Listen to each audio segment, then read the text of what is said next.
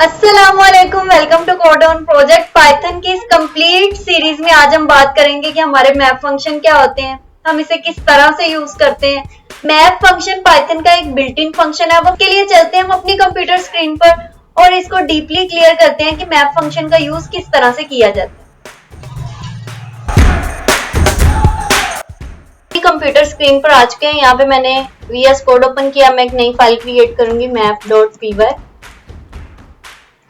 ये मैंने एक नई फाइल क्रिएट। एग्जाम्पल मुझे एक कोड लिखना है जिसमें मुझे अपनी लिस्ट के हर आइटम का स्क्वायर चाहिए, तो मैं यहाँ पे कोड लिखती हूँ। अभी मैं मैप का यूज नहीं करूंगी, मैं वैसे कोड लिखती हूँ अपना। फॉर एग्जाम्पल मैंने एक फंक्शन बनाया स्क्वायर,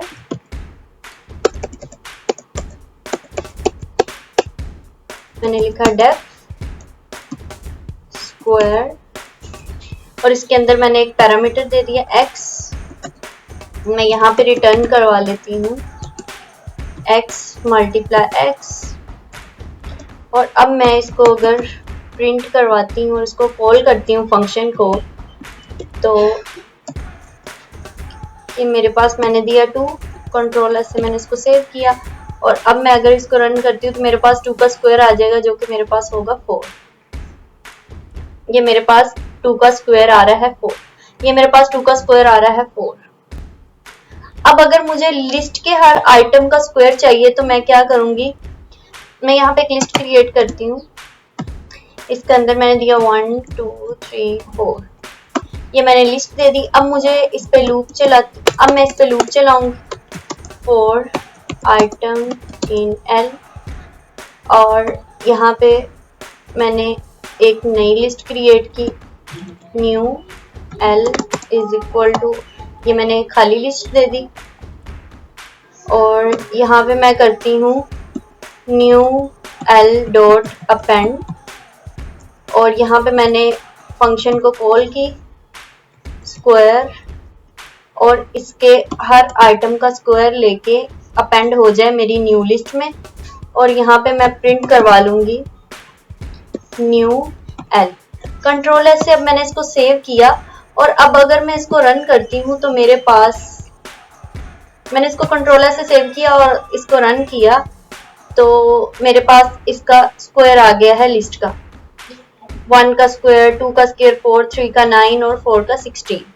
तो ये मेरे पास स्क्वायर हो गया, यानी कि मैंने अपना कोड सही लिख लिया और मेरे पास अपनी रिक्वायरमेंट के मुताबिक आउटपुट भी आ रहा है। लेकिन ये मैंने फॉर लूप चलाया, एक नई लिस्ट क्रिएट की, फिर एक लिस्ट अपनी दी, उसके बाद मैंने इसको अपेंड करवाया, फंक्शन को कॉल की।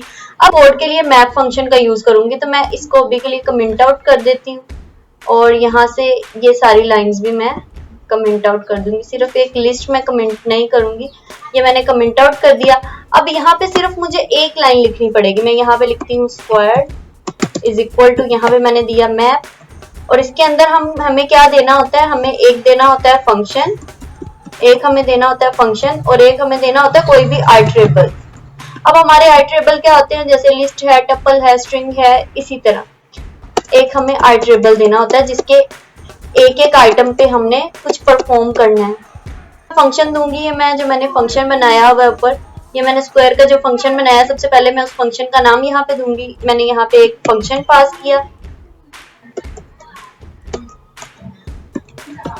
ये मैंने एक फंक्शन पास कर दिया और अब यहाँ पे मैं एक आइटरेबल जो कि मेरे पास है एक लिस्ट, इसका नाम है L, ये मैंने एक पास। अब मैं सिंपली क्या करूंगी, स्क्वायर्ड को प्रिंट करवा लूंगी स्क्वायर्ड, ये मैंने प्रिंट करवा लिया। कंट्रोलर से मैंने सेव किया। अब मेरे पास आउटपुट आएगा एक ऑब्जेक्ट में, क्योंकि मुझे मैप जो है, क्योंकि जो मैप है हमेशा एक ऑब्जेक्ट हमें रिटर्न करता है।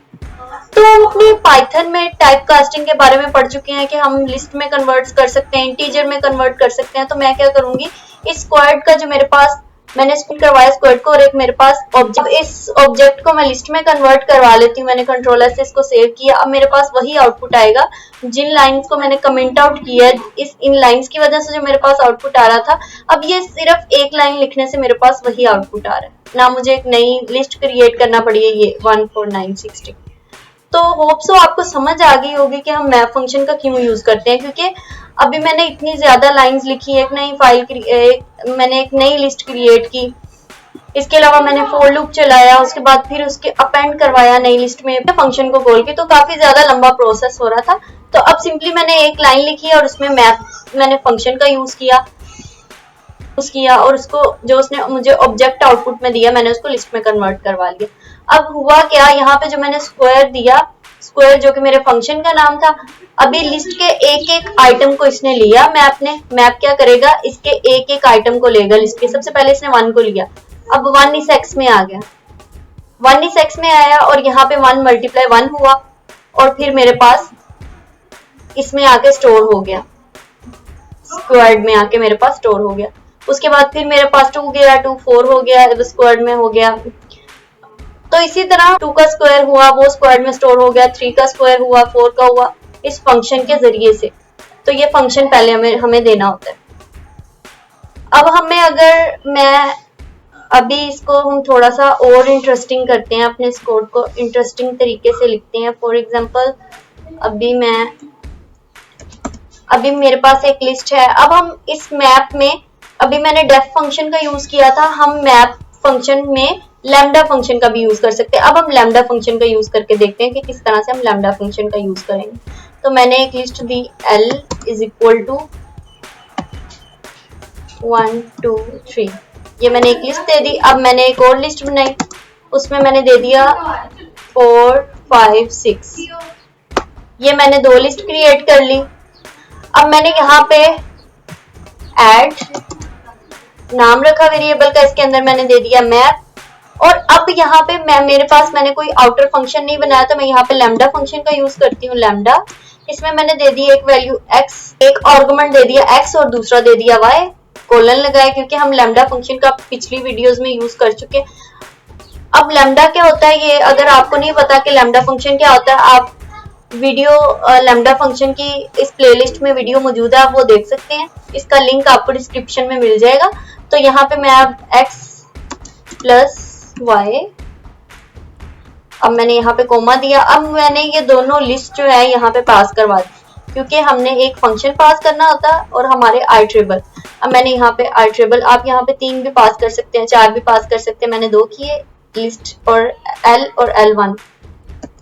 अब यहाँ पे क्या हो रहा है, मैंने लैम्डा फंक्शन में क्या किया है, 2 आर्गुमेंट्स दिए हैं x और y। अब x जो है वो लेगा इस लिस्ट से, इसको कंसीडर करेगा एक एक वैल्यू को x, और जो y है वो L1 की वैल्यू को y कंसीडर करेगा, यहाँ से ये y होगा और ये x होगा, इन दोनों को प्लस करेगा, 1 और 4 प्लस 5 2 x लेगा और 5 को y लेगा, फिर इन दोनों को प्लस करेगा, x प्लस y 2 5 7, उसके बाद 3 को x लेगा और 6 को y लेगा, 3 और 6 9। तो ये इस तरह से 2 लिस्ट आपस में ऐड हो रही हैं। तो अब यहाँ पे मैंने प्रिंट लिस्ट, हमारा जो मैप है ये हमें जो आउटपुट दिखाता है वो ऑब्जेक्ट में देता है। तो मैंने अभी पहले ही इसको लिस्ट में कन्वर्ट कर लिया, मैंने इसको कंट्रोलर से सेव किया।